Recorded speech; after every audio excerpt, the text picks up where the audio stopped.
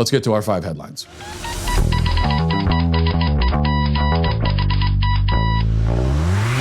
Okay, well, this should come as a shock to no one, really. In fact, if you're a thinking person, it shouldn't. In fact, I predicted exactly this a week ago, and I'm barely a thinking person.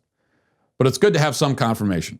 So according to the attorney of the officer involved in the Jacob Blake shooting, the officer thought, going back to that day, the officer thought that Jacob Blake was trying to kidnap a child.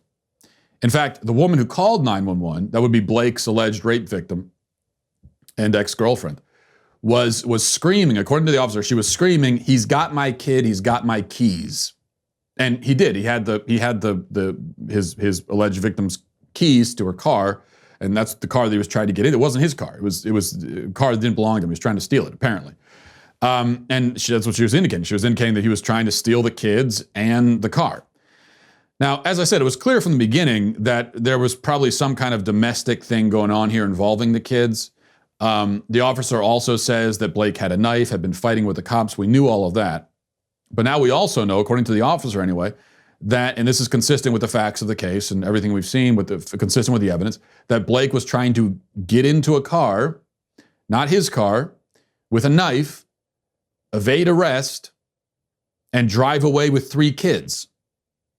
No way the officers could let him do that. So, you know what, even take the knife out of it, resisting arrest, everything. Just the idea of letting a man who is wanted for crimes, wanted for domestic abuse and sexual assault, to get into a car that is not his and to evade arrest by driving away with kids who we can presume doesn't have custody of. There's just no way you can allow a person to do that if you're a police officer. You can't allow him to do that. You have to, any measure must be taken to prevent that. And they tried non-lethal measures. You may remember they tried to tase him. It didn't work. He resisted. And the attorney argues, and he's right, that if the officers had not shot and Blake had gotten into the car and driven away, and then something had happened to those kids, everybody would be blaming the officers for not doing more to save them. And you know what else? We could pretty much guarantee it. They would still they'd be accused of racism even then, because then it would be said that, well, they didn't care enough about black children, so because they're racist, and so they let this guy drive away and then something horrible happened to kids. We all know that's what would happen.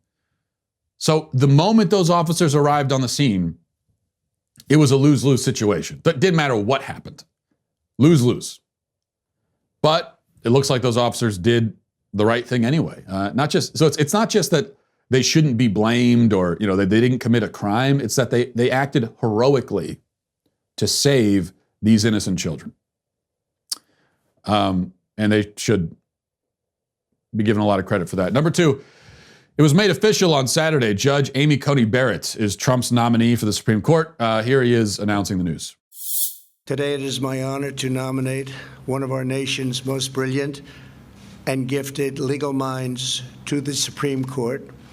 She is a woman of unparalleled achievement, towering intellect, sterling credentials, and unyielding loyalty to the Constitution, Judge Amy Coney Barrett.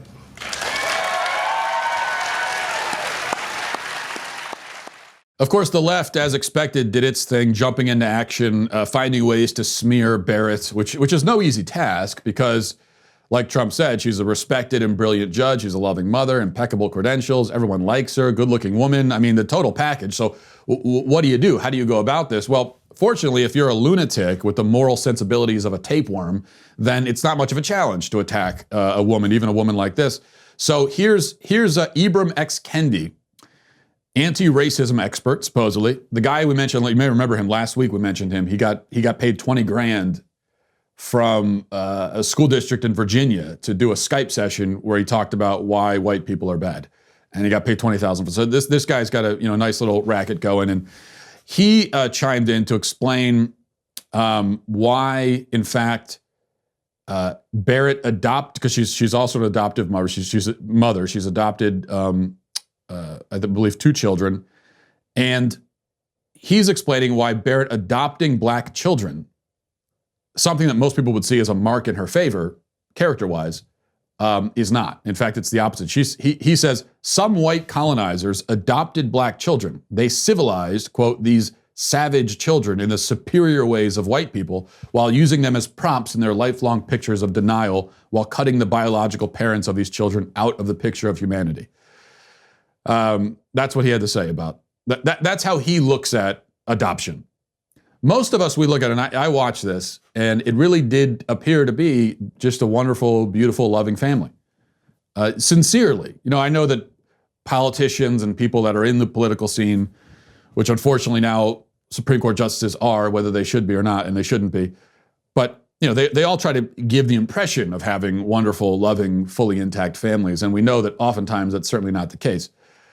But in this case, it really seems to be. It's just a loving, good, wholesome family. Most of us see that, and that's how we feel about it. But people on the left, they look at it, and somehow they're disgusted by it. So this is what they're going to go with. They're really going to go with this. She's racist because she has black children. Because she has black children. That's the line of attack. You know, like we talked about with Trump before. You know, it's like they have all this stuff on him, and they haven't really found where the bodies are buried, so it makes us think maybe there are no bodies.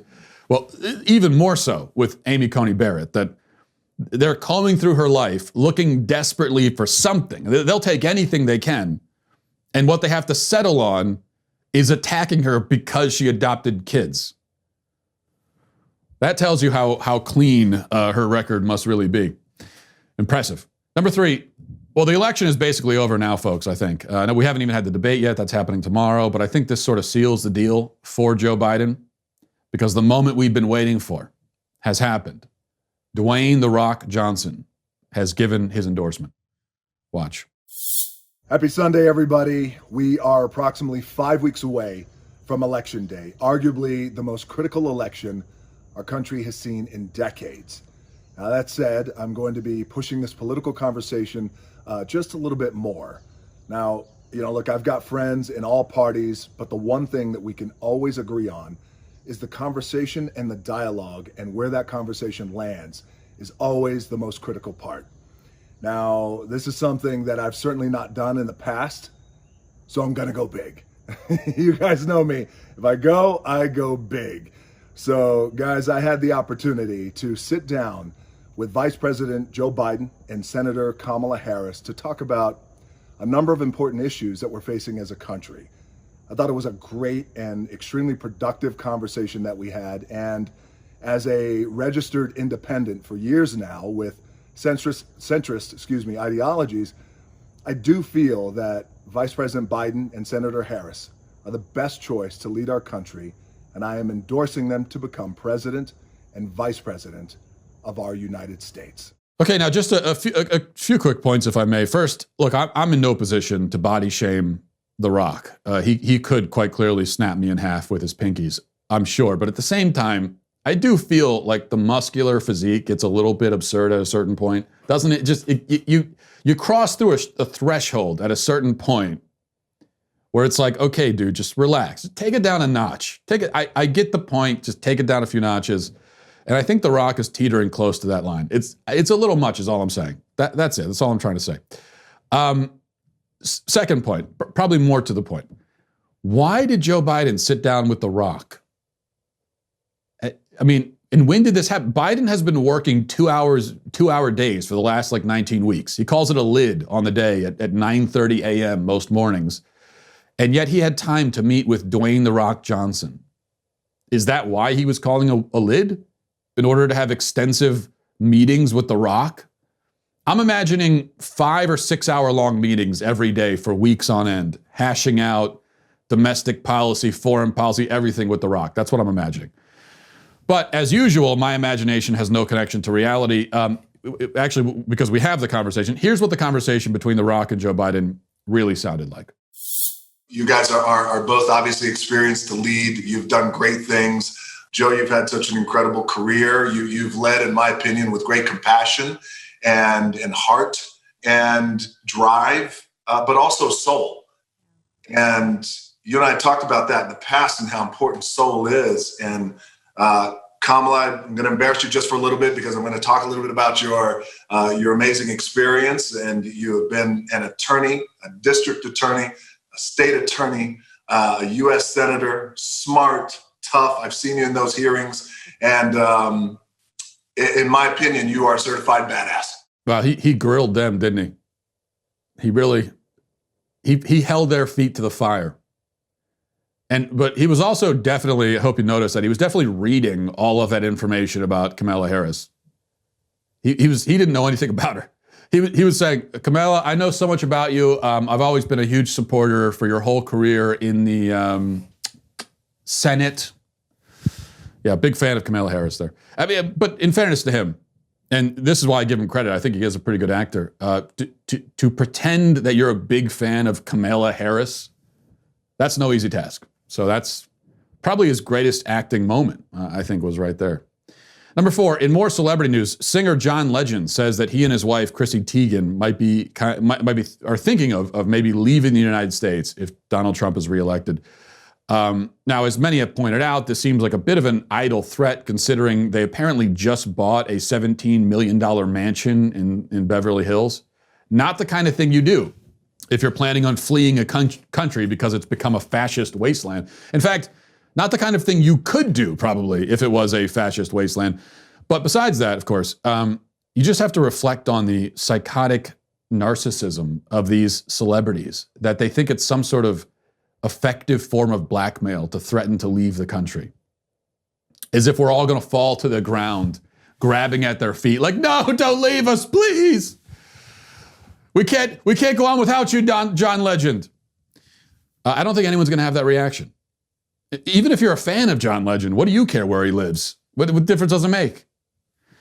It's a little similar on a smaller scale. It reminds me of the thing that people do to me online all the time. It's a comedy. They probably do it to you too.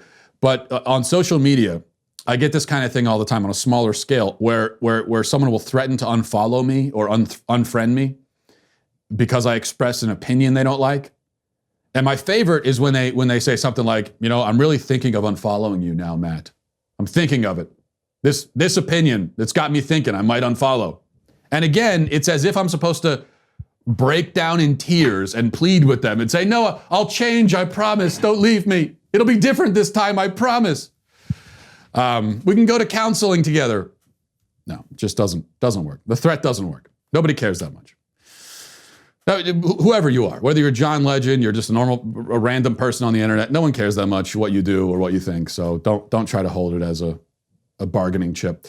Number 5, finally, this is interesting, from the Daily Star, always a reputable publication. It says, real life inception as scientists figure out how to plant ideas in dreams.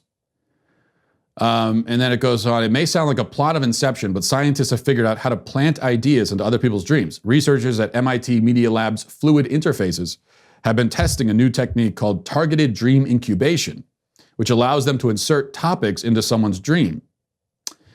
Let's see, how do they do this? The study involved 25 participants taking daytime naps. Before going to bed, they would record audio prompts in an app such as, remember to think of a tree, and remember to observe your thoughts. Okay, and then they just, okay. Well, that's a bummer. I thought this would be some kind of fancy technological thing, like hacking into someone's brain, something from the Matrix, but no, they just remind themselves before going to bed, hey, I should think of a tree, and then they wake up and say, yeah, I had a dream about a tree. I don't know, why is this a new revelation? And why is it being studied at all? And speaking of dreams, being on a research team where my whole job is to listen to dream stories from other people, that's my nightmare. That's my personal nightmare. Because there is nothing worse than listening to someone drone on about their stupid dream that they think is so profound, and they tell you about it, but really it's just boring. They say, oh man, I had a dream last night where I was walking down the road, and then the road turned into a snake pit, and then the snakes turned into candy canes, and I started to fly, and next thing you know, Ronald Reagan was there, and no, stop. First of all, you're embellishing half of this, and I can tell. Second, I don't care. Dreams are only interesting to the dreamer.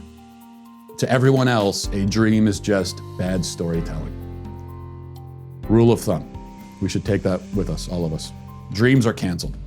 Well, I hope you enjoyed that clip from the Matt Walsh Show. If you did, go ahead and hit that subscribe button right down there so you can stay up to date on all of our future content.